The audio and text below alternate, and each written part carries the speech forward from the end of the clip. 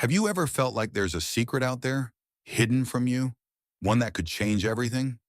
Imagine if there were a way to attract the life you've always dreamed of, money, success, love, happiness, simply by changing the way you think. What if that secret has been right in front of you all along, waiting for you to discover it? In this video, we're diving deep into the world of The Secret, a book that has sparked a global movement and changed countless lives. But is it just hype, or is there real power hidden within these pages? By the end of this video, you'll have the key insights you need to unlock its mystery, and maybe even start using it yourself. Get ready, because once you know the secret, there's no turning back. Introduction. You are what you eat is a catchy diet slogan, but the far more accurate truth is that we are what we think. That might make you think of empty, happy catchphrases like, think good thoughts, or just be happy. But the value of controlling your thought life transcends trendy slogans. In fact, the power to choose what we put into our minds is so significant, it can impact our entire future. So through the course of this summary, we'll investigate that mysterious secret to success that everyone's always looking for, and you'll learn how to apply it to your own life. By unpacking the universal law of attraction and how you can manipulate that rule to benefit you, you'll learn. Break. Why you should treat yourself. Break. Why you shouldn't always fight for what you want. And break. Why the secret is similar to quantum mechanics. Chapter 1, The Law of Attraction. The Secret is ultimately the story of someone who, like many people, was dissatisfied with her life. She felt overworked, unfulfilled, and unappreciated, and she came to the conclusion that there must be more to life than this.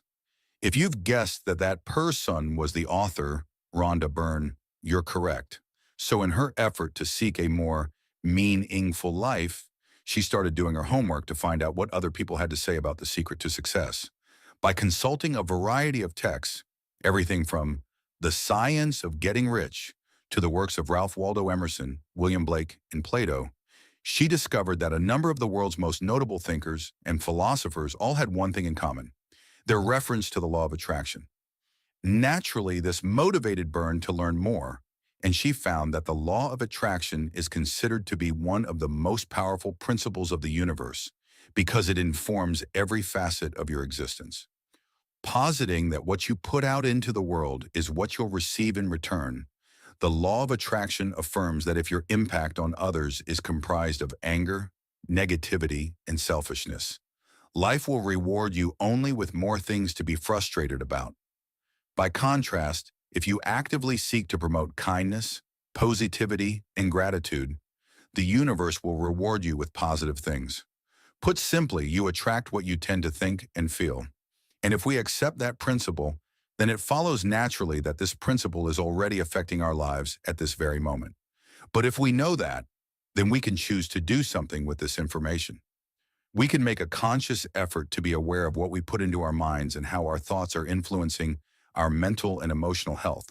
And the best part is that you don't have to wait for anything in order to get started. You can take those positive, life-changing steps right now. Chapter 2, The Principles of Quantum Mechanics. Although our problems vary in their unique specifics and circumstances, if we had to boil it down, we could safely surmise that all problems stem from focusing on don'ts instead of do's. Whether that's what we don't want, don't have, or don't do, these don'ts fuel our problems and they keep us stuck in a rut. But the law of attraction doesn't really acknowledge don'ts. Instead, it focuses on the overall message you're putting out into the universe as if the word don't was deleted from your sentence. For example, if you're thinking, I don't want to fail this exam, what the law of attraction comprehends is, I want to fail this exam. That's why it's crucial that you avoid putting out negative energy. You can revamp your thought life by replacing that negative energy with a positive message. Instead of concentrating on what you don't want, project, I want to pass this exam, or I want to accomplish my goal. You should also be highly specific where you can, so focus on adding extra details like, I want to accomplish my goal of getting that promotion this year. This principle can be applied on a global level as well as a personal front. For example, instead of protesting against war, people should rally for peace. If we want to reduce the negative impact of substance abuse, we should avoid anti-drug campaigns and instead raise positive awareness for sobriety. By projecting what we do want instead of what we don't, we can increase the amount of positive inner eye in the universe and promote change.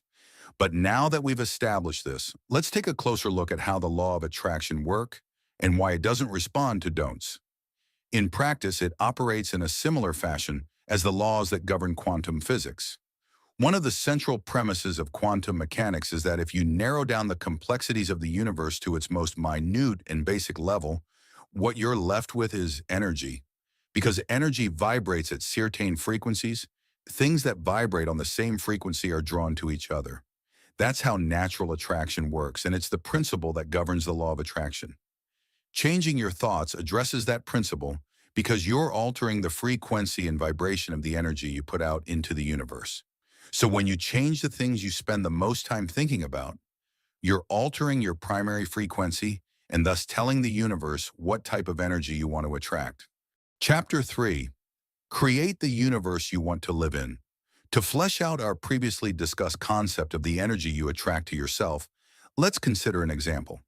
Pretend your mind is like a TV transmission tower, but instead of TV channels, you're broadcasting your thoughts and desires into the universe. But just like a transmission tower, you're not just sending something out, you're receiving something as well. So if you don't like what the universe is sending you, maybe it's time to change the message you're putting out. The power to alter the message you're sending and what you receive in life means that you are the creator of your own universe. You have the power to do something about any situation you're unhappy with. So let's take a look at 3 key steps you can change to change your world. The first step is to ask for what you want. Be clear about what you want and make your request by following this simple, specific structure. Start by using the present tense and making a statement of gratitude, speaking as though what you want is already yours. For example, you could say, "I am so grateful to have my new promotion." This formula can, of course, be amended to suit any of your desires, whether you're seeking an experience, like recovering from trauma or becoming healthy, or something involving a person, like finding a supportive partner or the desire for your mother to beat cancer. It can also be practiced as many times as you like. Think of it like placing an order from the universe's catalog of positive things that can come to you. And once you've made your request, the next step is to believe. Keep the thought of what you want and your confidence in your ability to get it at the forefront of your mind and concentrate on radiating positivity and faith. You can think of this step as strengthening the signal you're broadcasting into the universe. Then the final step is to receive.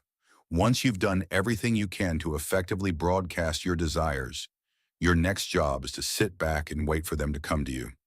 You can help the process along by using a mantra that supports and solidifies your goal.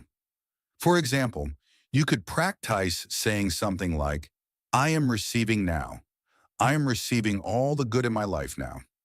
I am receiving," insert your desire here, now, a few times a day.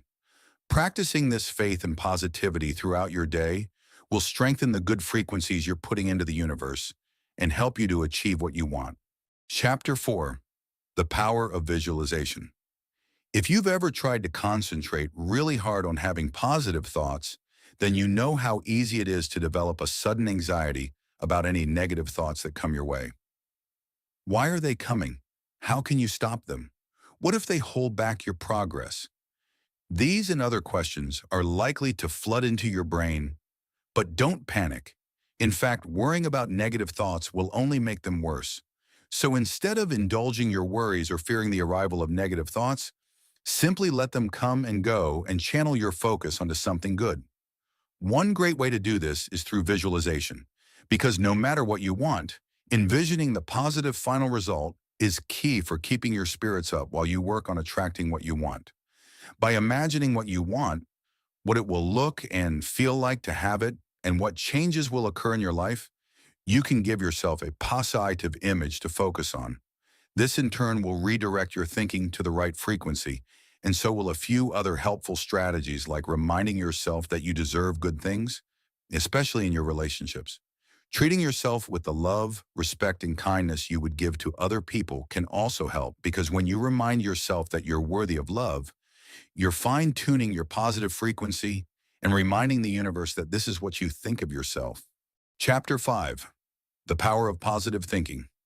If you've ever found yourself stress eating or felt that you crave a certain thing anytime you're sad, then you know just how much our emotions can impact our diet and weight. And as with any other principle of the law of attraction, you can take control of these emotions too. Rhonda Byrne posits that most diets are ineffective because they concentrate on the negative and encourage people to internalize those don't thoughts we discussed earlier. So because most diets are based on the principle of, I don't want to be fat, Byrne suggests that they're basically encouraging you to think fat thoughts. So how do you reclaim this element of your thought life? Simply apply the strategies we've already covered and start replacing that mindset with thin thoughts. Instead of counting every little calorie you consume and worrying about your weight, concentrate on relinquishing these negative thoughts and the self-loathing they generate. This will help you to tap into the mentality of those people who seem to eat what they want and avoid gaining any weight. Because although they might have some factors on their side that they can't control and you can't cultivate, like a faster metabolism or a different genetic predisposition, they do have one trait that you can absolutely emulate. They don't worry about what they eat. So if you start by relinquishing your worries and instead focus on asking for your ideal body, you'll reach your goal a lot faster and avoid a lot of stress eating and negativity. This practice, combined with the development of some healthy food habits and a good exercise routine, will help you attract your healthiest self. Chapter 6. Cultivate Harmony. If you've ever watched the Star Wars movies, you remember the multiple references to the Force and the characters' belief that this force guides both their lives and the fate of the universe. This concept of a guiding force exists in multiple different forms and religions. Some people choose to think of it as God, while others identify it as karma. But the label you choose to give this force isn't as important as acknowledging that it exists. That's because the secret to success, and by extension, the law of attraction, is dependent upon an understanding of the universe and your place in it.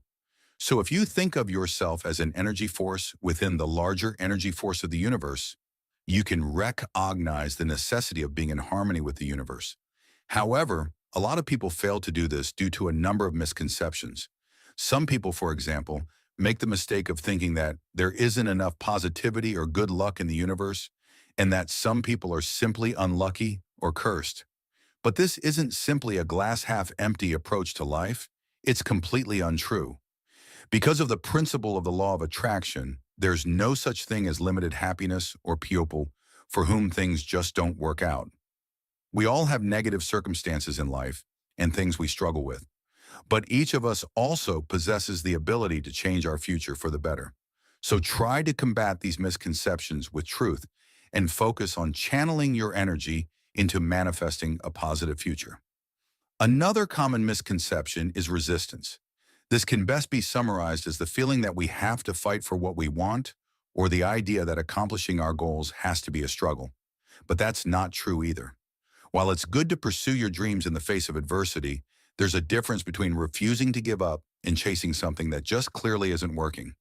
So pay attention to the vibe you get from your goals and your feelings as you pursue them. When they start to feel like a chore, it's time to give up and find something that makes you feel like you're following your bliss. Chapter 7.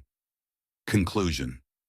We often go through life wondering what the secret to success is, or assuming it's a mystery that's only revealed to a chosen, successful few. But the truth is that we all have the power to take control of our own future and create the world we want to live in. By simply acknowledging the power of the law of attraction and living into its principles, each of us can unlock the secret for ourselves and reap its benefits.